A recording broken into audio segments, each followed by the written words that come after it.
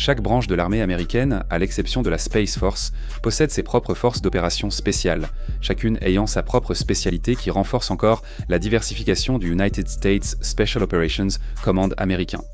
Bien que chaque force spéciale ait ses propres points communs et similitudes avec les autres, les opérations spéciales de l'armée de l'air sont uniques en leur genre. Tous les opérateurs ne peuvent pas faire ce qu'un opérateur de l'armée de l'air fait, à tel point que beaucoup d'entre eux sont intégrés dans d'autres unités spéciales pour renforcer leurs capacités.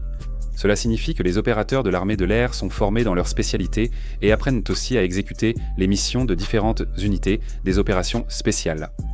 Le Air Force Special Operations Command comprend des spécialistes en reconnaissance spéciale, des para-rescuemen, des contrôleurs de combat, des équipes chirurgicales, des opérations spéciales et certains membres du Tactical Air Control Party. Nous allons passer en revue chacune de ces communautés et mettre en avant ce qu'elles apportent aux opérations spéciales de l'armée de l'air, ainsi qu'une mention honorable. Voici les opérations spéciales de l'armée de l'air.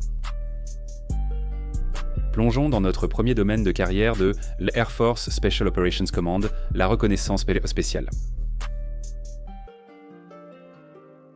La reconnaissance spéciale est un domaine de carrière distinct dans l'armée de l'air, bien qu'elle puisse sembler similaire aux capacités d'autres forces spéciales.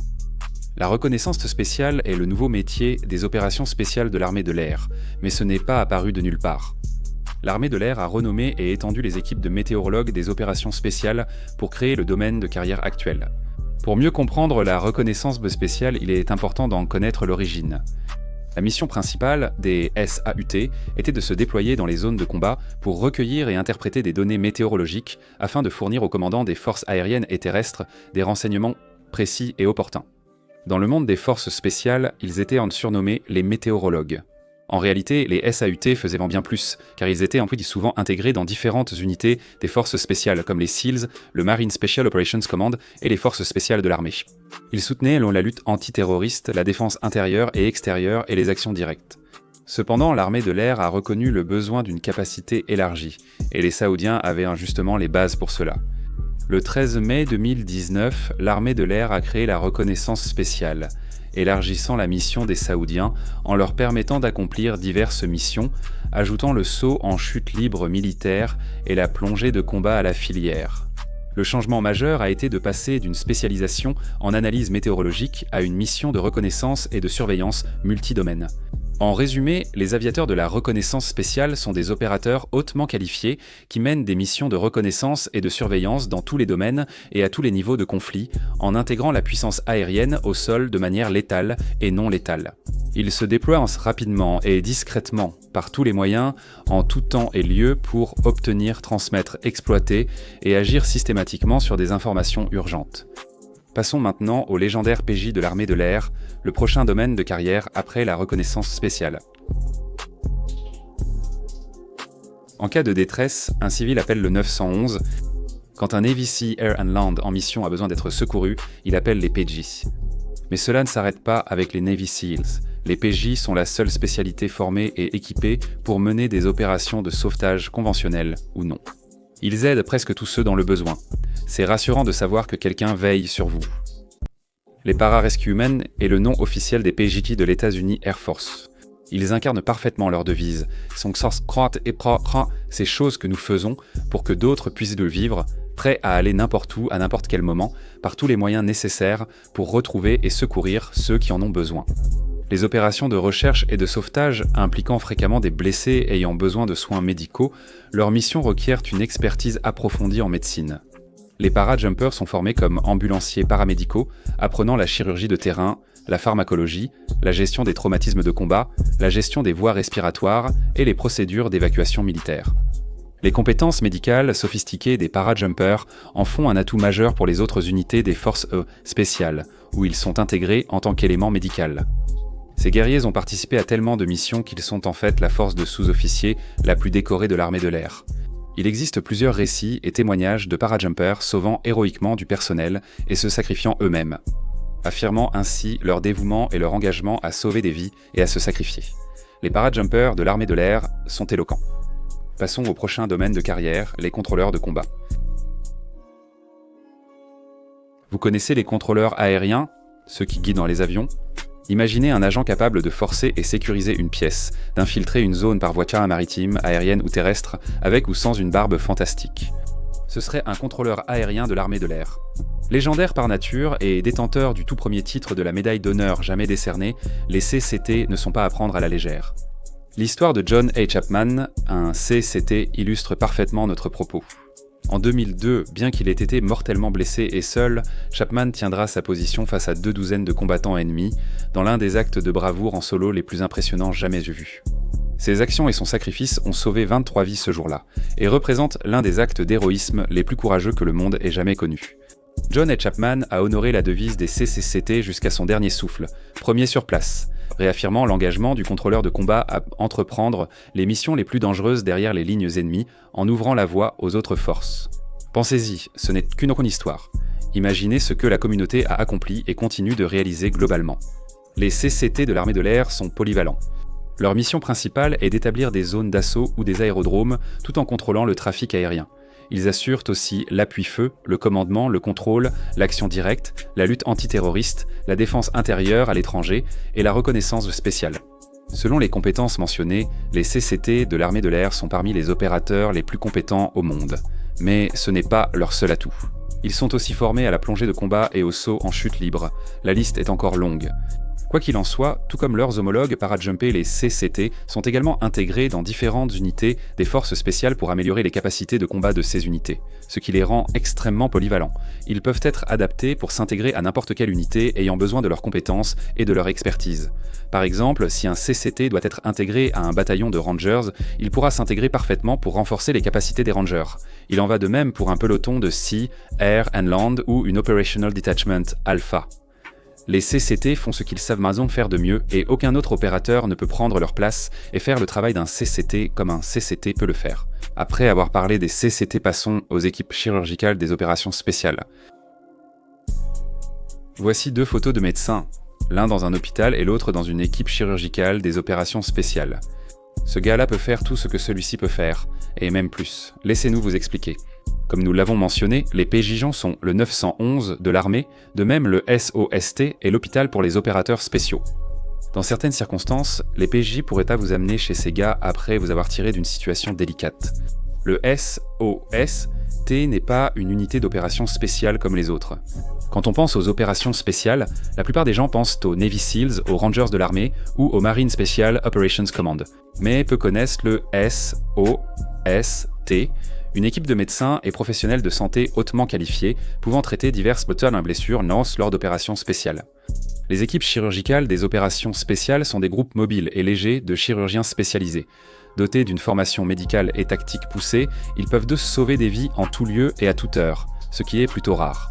Ils se déploient parfois avec du matériel spécialisé pour la chirurgie et les soins intensifs, pouvant être pleinement opérationnels dans les 15 minutes suivant l'arrivée. Leur équipement tient dans leur sac à dos, leur permettant une empreinte bien plus petite que les autres unités médicales des forces spéciales ou conventionnelles. Donc imaginez simplement un groupe de personnes qui se précipitent dans une pièce abandonnée et la transforment en salle d'opération complète, semblable à celle d'un hôpital, en un rien de temps. Les membres du SOST comprennent des médecins urgentistes, chirurgiens, assistants médicaux, infirmiers anesthésistes et en soins intensifs, techniciens chirurgicaux et thérapeutes respiratoires, sélectionnés rigoureusement avec des années d'expérience dans leurs domaines respectifs. L'armée de l'air sélectionne les meilleurs parmi ces professions, les soumet à un processus de sélection ardu, puis les forme pour leur permettre de travailler ensemble de manière fluide afin de prodiguer des soins appropriés aux plus nécessiteux. Il existe un concept appelé l'heure d'or en médecine, qui signifie essentiellement que la première heure après une blessure traumatique majeure est la période la plus critique pour un traitement d'urgence réussi. S réduit l'écart de l'heure d'or et affiche un taux de réussite de plus de 98% dans ces traitements. A plus S reste fidèle à sa devise, prendre soin des guerriers. Passons maintenant au TACP. TACP veut dire groupe de contrôle aérien tactique. Si vous avez été attentif jusqu'à présent, vous avez peut-être remarqué qu'au début de la vidéo, nous avons dit que nous allions parler de certains membres du groupe de contrôle aérien tactique. Environ 10% des membres du groupe de contrôle aérien tactique travaillent dans les forces spéciales. Bien que la majorité travaille de manière conventionnelle, nous allons nous concentrer sur ceux des forces spéciales pour cette vidéo. Les membres du groupe de contrôle aérien tactique des forces spéciales ont les mêmes compétences que les membres conventionnels, comme la qualification Joint Terminal Attack Controller et la capacité de frapper les cibles au bon moment, avec des aptitudes supplémentaires. Non seulement ils ont passé la sélection pour intégrer le groupe de contrôle aérien tactique, mais ils doivent aussi passer un processus supplémentaire pour travailler dans les forces spéciales. Les membres respectés du groupe de contrôle aérien tactique des forces spéciales sont compétents comme TACP, il ne faut pas s'attendre à rejoindre directement les forces spéciales en tant que TACP. Un membre du groupe de contrôle aérien tactique doit mériter sa place dans les forces spéciales en excellant d'abord dans le domaine conventionnel. Après avoir fait ses preuves, un membre du groupe de contrôle aérien tactique doit être nommé pour rejoindre les forces spéciales. Il suit ensuite une longue formation pour travailler dans différentes unités spéciales nécessitant son expertise de Joint Terminal Attack Controller et plus. Les forces spéciales du groupe de contrôle aérien tactique coordonnent la puissance aérienne et les tirs au sol pour une puissance de feu efficace et létale sur le champ de bataille. Les contrôleurs de combat et les membres des forces spéciales harmonisées de forces spéciales comme du groupe de contrôle aérien tactique peuvent en assembler similaires. Les contrôleurs de combat aiment contrôler, alors que les membres du groupe de contrôle aérien tactique préfèrent faire la fête. Blague à part, comme leurs collègues services de renseignement, para-jumpés et contrôleurs de combat, homologues, certains Tactical Air Control Party des forces spéciales peuvent obtenir les qualifications de parachutisme en chute libre et de plongeur de combat. Qualifiés ainsi que, avec toute la formation requise attendue d'un opérateur. Ne vous y trompez pas, rien ne garantit qu'un Tactical Air Control Party finira à l'Air Force Special Operations Command. Leur devise, 100% et encore plus, montre à quel point ils attendent de leur communauté qu'elle donne tout si elle veut travailler dans les forces spéciales. Nous en avons terminé avec les Tactical Air Control Party. Passons maintenant à notre mention honorable, les spécialistes Survival, Évasion, Résistance and Escape de l'États-Unis Air Force. Survival, évasion, résistance and escape signifie survie, évasion, résistance et évasion. Pratiquement tous les opérateurs suivent une forme de cours, survival, évasion, résistance and escape. Mais qui leur enseigne ces compétences? Les spécialistes Survival, Evasion, Resistance and Escape, l'un des plus petits et méconnus corps de métier de l'armée de l'air en sous-effectif chronique. Bien que les spécialistes Survival, Evasion, Resistance and Escape ne soient non pas considérés comme des forces spéciales, une grande partie de leur travail est liée au monde des opérations spéciales. Par exemple, ils contribuent significativement à la formation et aux exercices de SAW. Même s'ils ne sont peut-être pas ceux qui enfoncent les portes ou qui vont sur le champ de bataille, ils préparent et s'assurent que ceux qui le font soient aussi capables que possible. Et dans le cas où les choses nous tournent mal, ils forment le personnel à survivre par eux-mêmes et à échapper à l'ennemi jusqu'à ce qu'ils puissent être secourus et ramenés chez eux. Des experts Survival, Evasion, Resistance and Escape hautement qualifiés enseignent tout sur la survie, de la construction d'abris à la recherche d'eau, en passant par la navigation terrestre et les techniques d'évasion, à ceux qui pourraient en avoir besoin. Ils enseignent ce qu'ils ont déjà accompli eux-mêmes, et plus encore. Ils sont tenus à des normes élevées et testés pour garantir leur expertise en matière de Survival, Evasion, Resistance and Escape. La plupart de ceux qui essaient de devenir spécialistes Survival, Evasion, Resistance and Escape échouent. Malgré les défis, ce domaine de carrière est très gratifiant et offre de nombreuses opportunités. En plus de tout ce que nous avons mentionné, ils ont l'opportunité d'aller à l'école de parachutisme et, dans certaines circonstances, à l'école de plongée de la marine. L'armée de l'air possède une unité Survival, Evasion, Resistance and Escape de niveau 1, en plus des spécialistes Survival, Evasion, Resistance and Escape dont nous avons discuté. Il s'agirait du 24e escadron des opérations spéciales, regroupant l'élite du personnel mentionné au sein d'une même unité. Pour en savoir plus sur le 24e Special Tactics Squadron et les autres unités de niveau 1, regardez notre vidéo de présentation. Le lien vers cette vidéo est dans la description ci-dessous. Voilà l'essentiel des opérations spéciales de l'armée de l'air. Si cette vidéo vous a appris quelque chose, mettez un j'aime et abonnez-vous à notre chaîne. Merci comme toujours d'avoir été des nôtres. Est-ce que tu veux vraiment être ici? Un grand merci à tous nos membres YouTube et à nos mécènes sur Patreon. Merci beaucoup à vous tous d'avoir fait un pas de plus pour soutenir notre chaîne.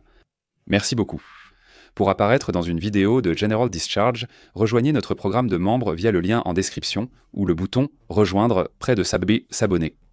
Consulte notre page Patreon et rejoins-nous. Voici Nick Naja. Tous tes amis s'abonnent à General Discharge et toi, tu n'as même pas envie d'être ici.